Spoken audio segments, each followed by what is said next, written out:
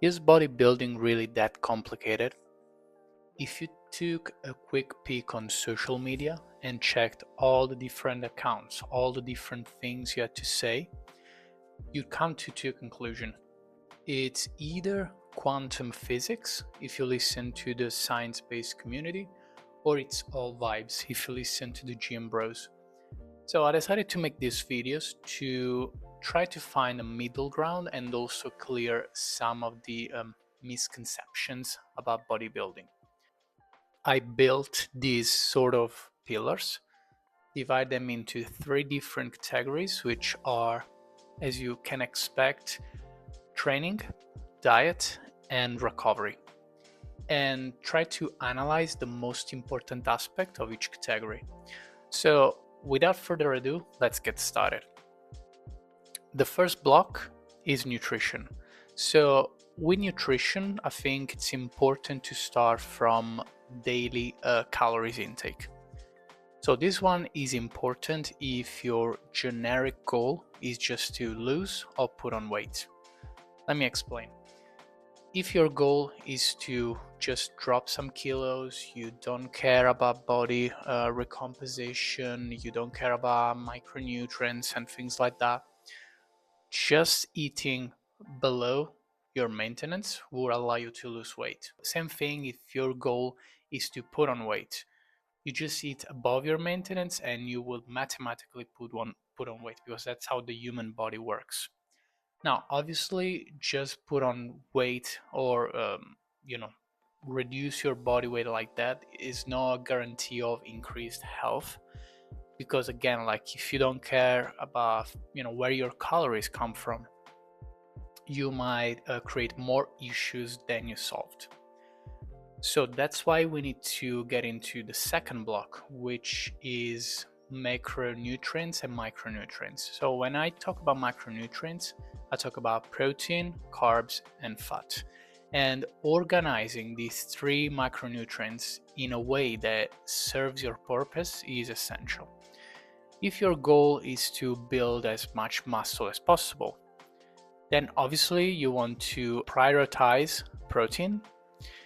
You want to make sure that you also have a good amount of carbs, mixed of complex carbs and simple carbs coming from fruits, so you have stable and reliable energy throughout the day, especially during your workout.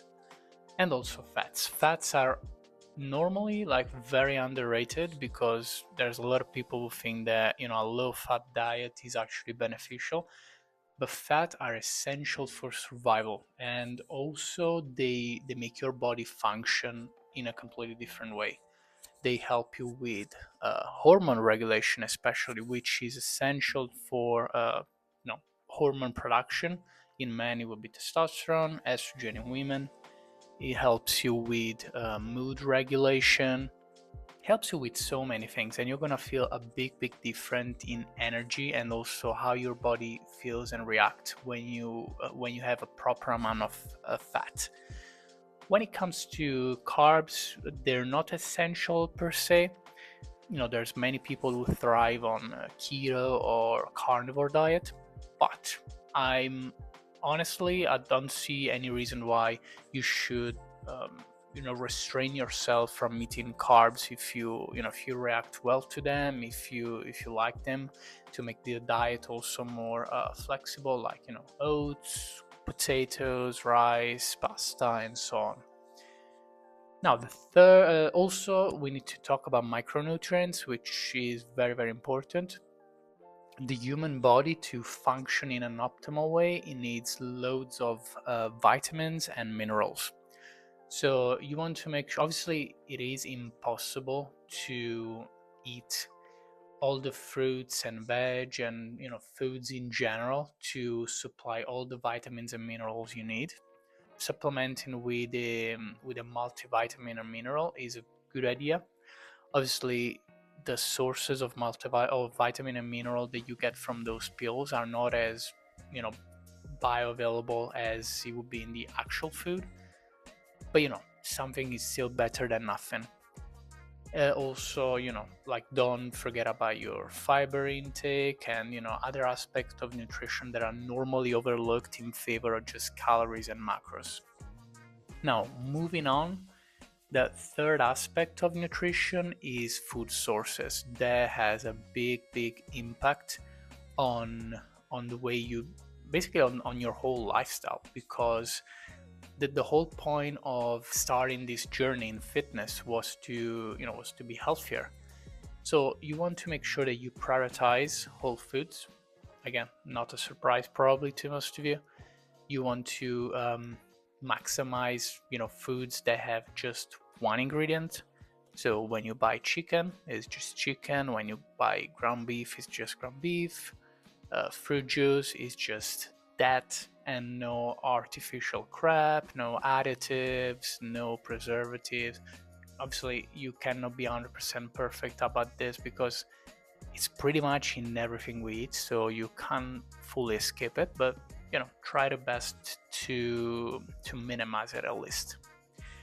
Next one is supplement. Now, supplement, as the word suggests, it's just something on top of your diet. You cannot substitute a nutritious diet for just supplements. So of course, those there are sometimes deficiencies that we develop because we cannot eat certain foods. Like, for example, because it's quite expensive, maybe you don't have access to salmon or other fatty fishes, so you don't have a reliable source of omega-3 fatty acids. So by all means, integrate with an omega-3 supplement. Or, for example, obviously it's impossible to eat as much meat to have enough creatine in your body, so that is probably the one supplement that everyone should take, and so on. So make sure that you have a clear understanding of your diet, identify areas of improvement, and use supplement to kind of like smooth the edges, so to speak. Now, the last part of the nutrition block would be timing and also number of meals. Now, these I put it at the bottom not because it's not important, but because it is something that it can also depends on how it suits your lifestyle. So there's so many different types of diets. You got the OMAD diet where you eat once a day. You got intermittent fasting where you only eat in a short window of time. You got regular diet where you eat multiple times a day without particular attention to time. But keep in mind that the time of the day you eat your food is gonna affect the way you perform during the day. In the morning, I'm not a big fan of fasting because you come from a night of fasting. So your body has utilized a lot of resources to sustain your sleep and to do all the internal processes that your body needs to do while you're asleep. It's digestion, it's brain function, hormone regulation, and so on. So the last thing you want to do in the morning is fasting. You actually want to give your body as many nutrients as possible. Now, I don't mean having like 1,000 calories meal, but I mean giving it a little bit of everything. So what I like to do in the morning is to have a little bit of complex carbs, some fruit, some source of protein, normally is a protein shake, and also a little bit of fats, in the form of nuts, for example. So that is not a huge meal, but it gives me a little bit of everything, and I start my day, with the right foot. And also I like to take all my morning supplements with my first meal. Timing, obviously you need to be reasonable. If eating once a day works for you, and it works specifically to if you eat, I don't know, like early afternoon or whatever, by all means do it. If you eat multiple times a day, just be aware of leaving at least a couple of hours between meals to allow your digestion to work properly, not to delay too much the last meal of the day, especially not eating too close to your bedtime, because they would severely affect your sleep. And it's not just about the way you sleep during the night, it's also how that's gonna carry over the next day. And yeah, that's pretty much it about the nutrition block. So it's just about being reasonable, being flexible, listening a little bit to your body, but also knowing some fundamentals about nutrition. And also don't be scared of trying new approach. Give it a little bit of time to see if it actually works for you or not, and if it does, adopt it. If not, go back to the things they were, whatever worked for you. Now, the second part of this video will be about training. So training obviously is something that really elevates your lifestyle and also complements a healthy nutrition. You cannot outtrain a bad diet, so nutrition is always more important.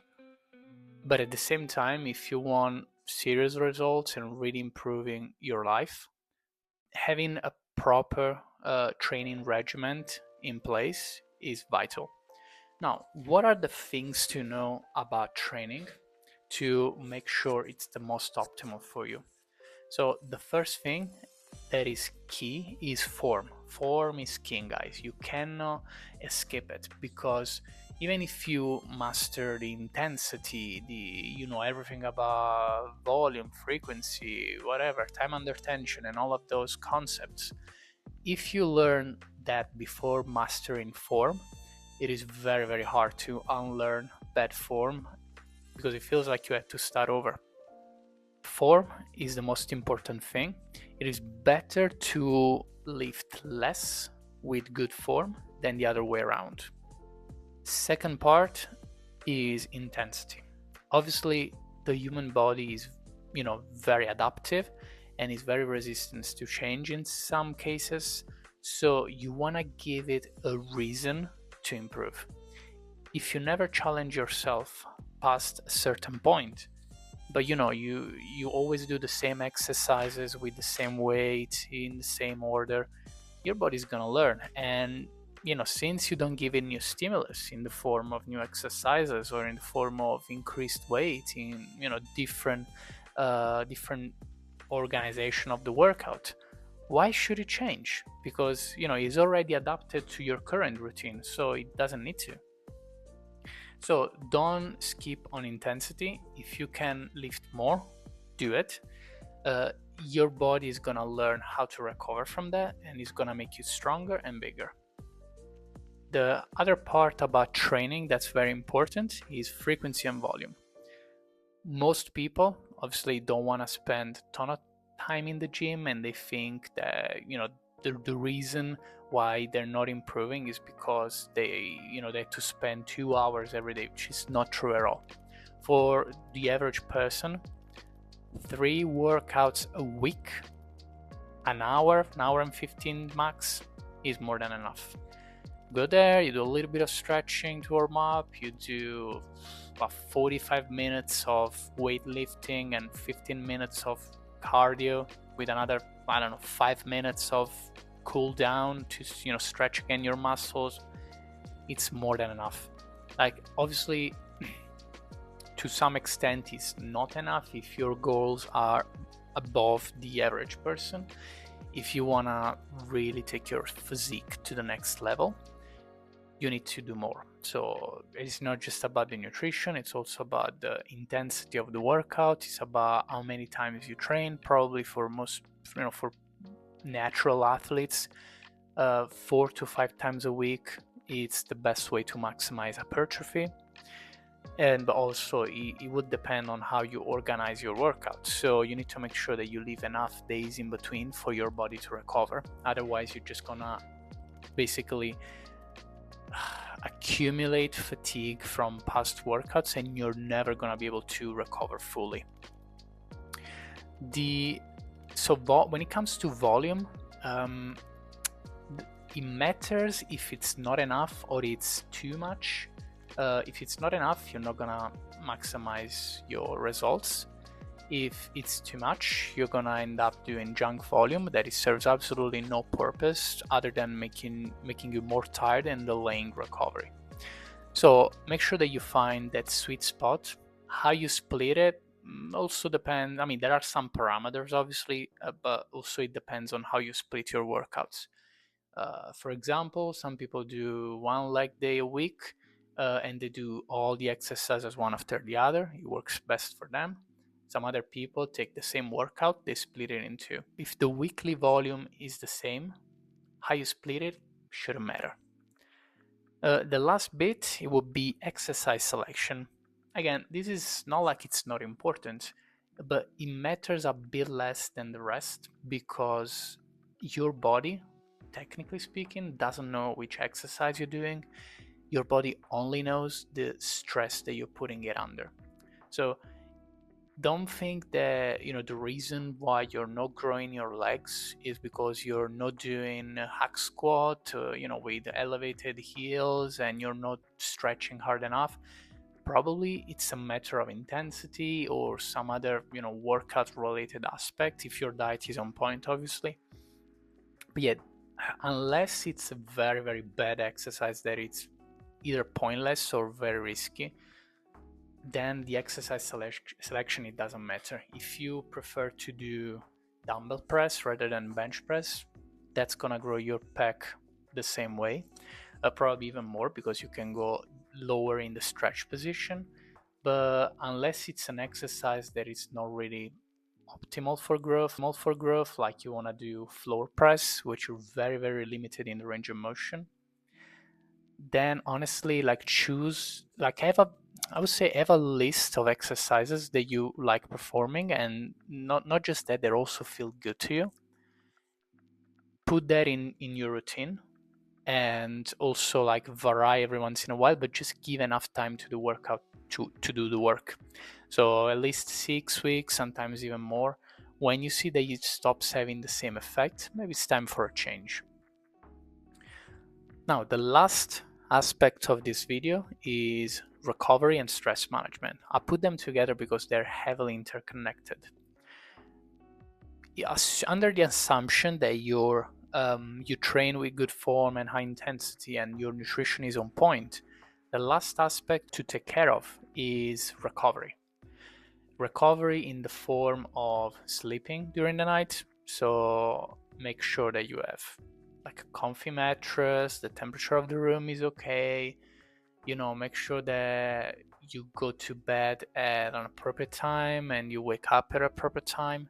But also like recovery post-workout. Now, I'm not a huge fan of those like cold plunges or just like all these weird like shock therapies. I think it's mainly like placebo effect.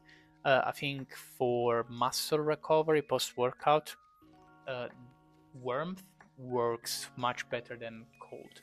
So, for example, if you have access to a good gym, with facilities, have a sauna, which is great for muscle relaxation, or sit in the jacuzzi for a little bit. Otherwise, if you just go to the gym, go home, you have a warm shower, and that's gonna be pretty good already. If you can take a nap after the gym, even better. And yeah, that's pretty much it. It's not like I don't believe like those weird therapies that they're doing these days or these weird trends are actually that helpful. I think it's important that you stick to the basics first. Now, the second aspect of recovery and stress management is rest days. Obviously, if you love the gym, it is very, very hard because if you could, you would train every day. But sometimes you need to force yourself to say, you know what, I'm gonna sit this one out. I'm gonna stay home. I'm gonna recover. I'm gonna do maybe some light stretching, some cardio. So you also do like an active rest day when you don't just sit on the sofa for 12 hours or whatever. But yeah, make sure that you schedule your rest days properly. Ideally, after a leg day, it's best because the leg days are the toughest ones because it hurts not just your legs but also your neurological system. So your body needs a longer time to recover. Because if you don't take rest days when you're tired, your whole weekly workouts are gonna suffer. You're not gonna be able to lift as much. You're not gonna feel as pumped. You're gonna feel tired even during the day, so don't skip on your rest days. I would say for natural athletes, if you want to maximize hypertrophy and you train already 5 times a week, which is great, you can do, which is the split that I'm currently doing, push-pull legs, you take a break, you do upper lower, and you take another break, and then you rinse and repeat. Now, stress management. Stress management, obviously, it is a big part of everyday life, and it's very critical for a lot of people. Most times, sometimes, like when nutrition, workout, and sleep is on point, one of the main things that's affecting your progress is stress control. So, for example, like cortisol, which is a hormone, is heavily interconnected with stress. If you have a higher stress, you have a higher level of cortisol, and that just messes up your whole body, the way it recovers, the way it processes the inputs that you give it in the form of food and workout. So you need to make sure that the stress sources that are not up to you, you try to just forget about. I know it's simple for me to say, and sometimes like it's something that we cannot control, but if it's not up to us, then we just need to stop stressing about it. If it's up to us, we need to work hard to fix it. So yeah, that's pretty much it. So this is just the beginning. And if you guys like this kind of content, I'm gonna go in deeper details into each of these aspects. But yeah, if you like this video, drop a like, subscribe, and let me know what would you like to see next.